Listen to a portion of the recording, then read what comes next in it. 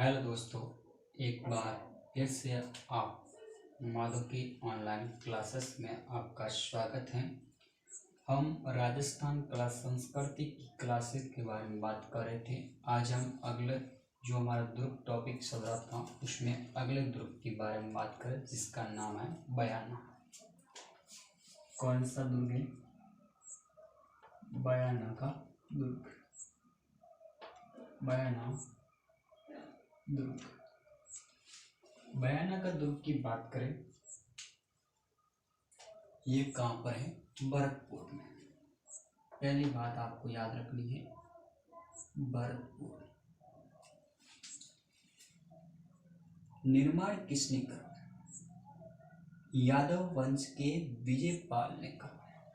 किसने करवाया निर्माण? निर्माण यादव वंश के विजयपाल ने 1040 ईस्वी में करवाया। कब करवाया? 1040 ईस्वी में। ये बात आपको याद रखनी है। इसके बाद में पहाड़ी, कौन सी पहाड़ी पर स्थित है? तो पहाड़ी का नाम आपको याद रखना है, मानी की पहाड़ी। मानी पहाड़ी, मानी पहाड़ी पर स्थित है। इसके बाद इसके उपनाम की बात करें, एक है बादशाह का किला। कौन सा किला? बादशाह का किला। और क्या उपनाम है? दूसरा उपनाम है बाणासुर दुर्ग। कौन सा दुर्ग? बाणासुर दुर्ग। इसके बाद में एक है विजय मंदिर गढ़। कौन सा? विजय मंदिर गढ़। और एक है शोणितपुर।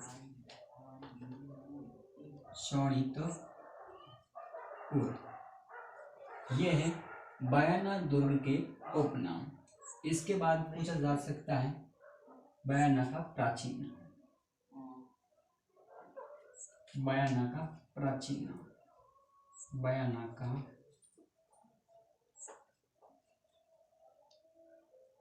प्राचीन नाम क्या नाम है? शरीफ पंथ। क्या नाम है? शरीफ पंथ। इसके बाद में बयाना के अंतर्गत नील की खेती के लिए प्रसिद्ध है। बयाना के अंतर्गत नील की खेती होती थी, इसके लिए नील की खेती के लिए प्रसिद्ध है। नील की खेती के लिए प्रसिद्ध। कौन सा दुर्ग? बयाना का दुर्ग है। जो बयाना स्थान है वो नील की खेती के लिए प्रसिद्ध है। और बयाना से गुप्त कालीन सिक्के मिले, ये भी बात आपको याद रखना है। गुप्त कालीन सिक्के मिले। इसके बाद में यहाँ पर भीमलाट। भीमलाट क्या है? सर भीमलाट यहाँ पर एक भीमलाट स्थान है। भीमलाट जहाँ पर राजस्थान का प्रथम विजय स्तंभ है। राजस्थान का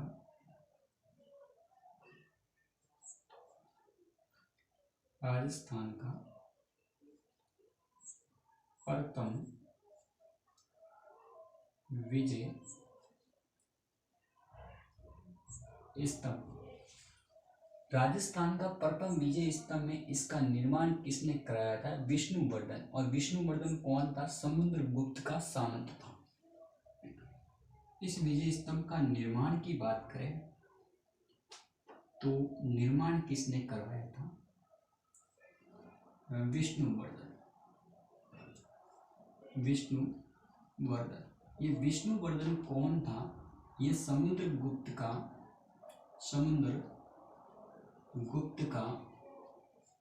सामंत था, आपको याद रखना है। इसके बाद में इस बयाना दुर्ग में क्या है? उषा मंदिर या उषा मस्जिद, ये भी बात आपको याद रखनी है। इसके बाद में और क्या बात याद है? दाऊद खां की मीनार आपको याद रखनी है। दाऊद खां की मीनार। इसके बाद में आता है जहांगीरी दरवाजा भी कहाँ पर है? बयाना दरवाजा अकबरी सत्र, ये भी आपको याद रखना है।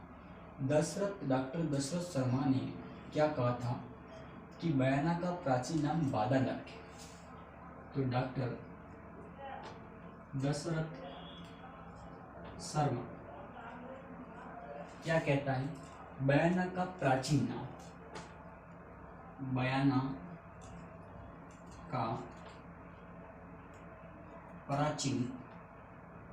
नाम क्या है?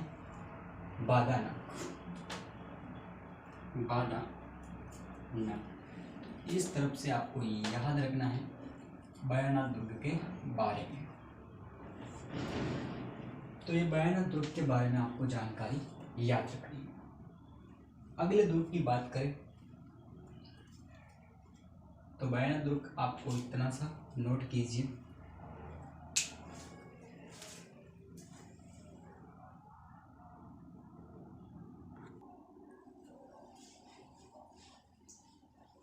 अगला दुर्ग है तारागढ़ का दुर्ग, और तारागढ़ दुर्ग अजमेर वाला नहीं, बूंदी वाला। अजमेर वाला हमने पढ़ लिया है, अब बूंदी वाले की बात करते हैं।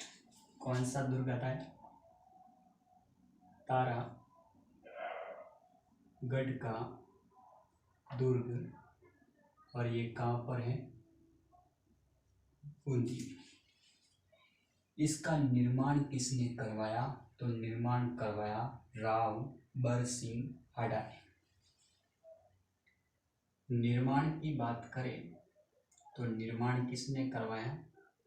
राव बरसिंह हाड़ा। इसके बाद में अगली बात, इसका उपनाम तिलस्मी का किला या गढ़ पैलेस। उपनाम की बात करें, क्या उपनाम आता है? तिलस्मी किला, तिलस्मी किला, और एक उपनाम आता है गढ़ पैलेस। तो दो उपनाम आपको याद रखने हैं। इसके बाद में कुछ विद्वान आते हैं जो कथन कहते हैं। एक रुडयार्ड किपलिंग क्या कहता है? रुडयार्ड किपलिंग, जिन्होंने इस दुर्ग के बारे में एक कथन कहा, बूंदी किले का निर्माण भूत प्रेतों ने करवाया।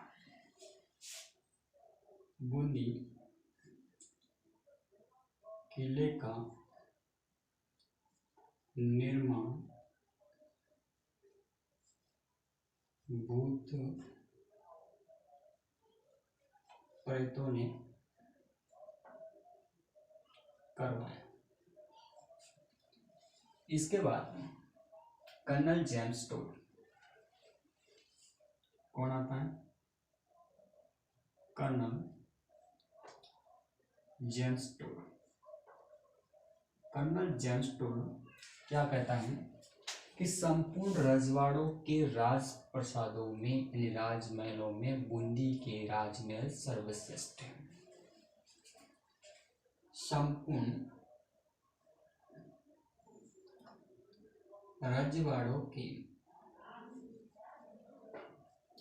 राजमहलों से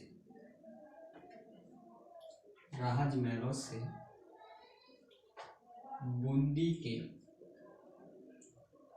राजमहल सर्वश्रेष्ठ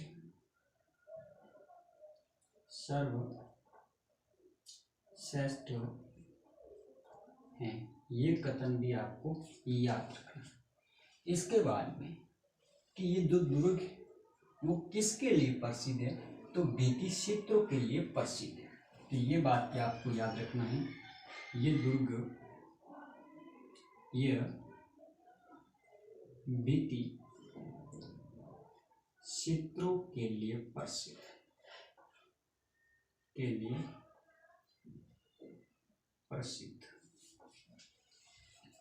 इसके बाद में यहाँ पर एक चित्रशाला बनी। क्या बनी हुई है? चित्रशाला, जिसको रंगीन महल कहा जाता है। क्या कहा जाता है? रंगीन महल कहा जाता है। और इसका निर्माण करवाया था उमेद सिंह ने करवाया था, और उसी को ही भित्तिचित्रों का स्वर्ग कहा जाता है। क्या कहा जाता है? भित्तिचित्रों का स्वर्ग कहा जाता है। तो यहाँ पर आपको याद रखना है। क्या याद रखना है? कि यहाँ पर एक चित्रमाला है। क्या है?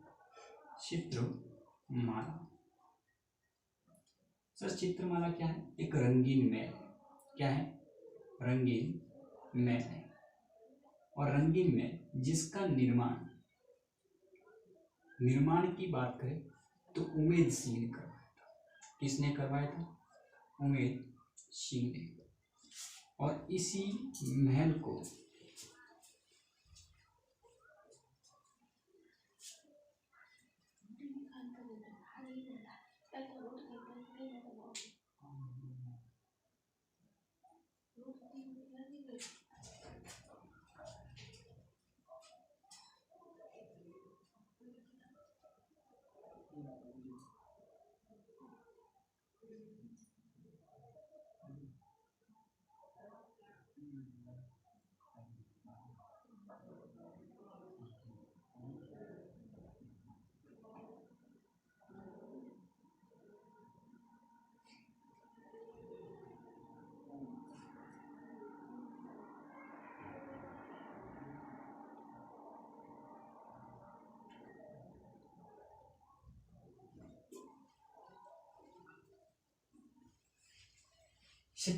चित्रमाला की बात कर रहे थे। तो चित्रमाला एक रंगीन महल है जिसका निर्माण उमेद सिंह ने करवाया, और ये भित्तिचित्रों के लिए प्रसिद्ध है। इसको ही भित्तिचित्रों का क्या कहा जाता है? स्वर्ग कहा जाता है। समझ में आ रहा है? बिल्कुल। इसके बाद में एक यहाँ पर है रंगमहल, और रंगमहल है जिसका निर्माण करवाया था शत्रुशाह ने। तो ये आपको याद रखना है, रंगमहल। क्या याद रखना है? रंगमहल। और रंगमहल का निर्माण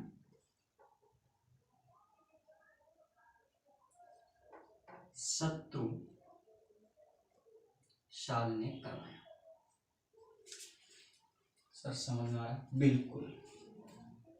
इसमें सबसे इम्पोर्टेंट बात आपको याद रखनी है कि इस जो तारागढ़ दुर्ग बूंदी में है, जिसमें एक गर्भगुंजन तोप रखी हुई है। और गर्भगुंजन तोप कहाँ रखी हुई है? भीम बुर्ज के अंदर रखी हुई है। तो आपको याद रखना है। तो यहाँ पर एक भीम बुर्ज है। कौन सा बुर्ज है? भीम बुर्ज। और भीम बुर्ज के अंदर क्या रखी गई है? गर्भगुंजन तोप।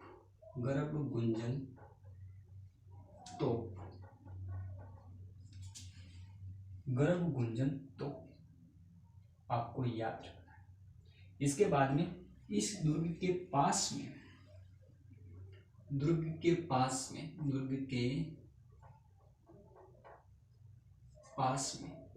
सर क्या है? एक है नवल सागर झील या तालाब। नवल सागर झील या कह सकते हैं तालाब। इसके बाद में एक और है जेट सागर तालाब। जेट सागर तालाब।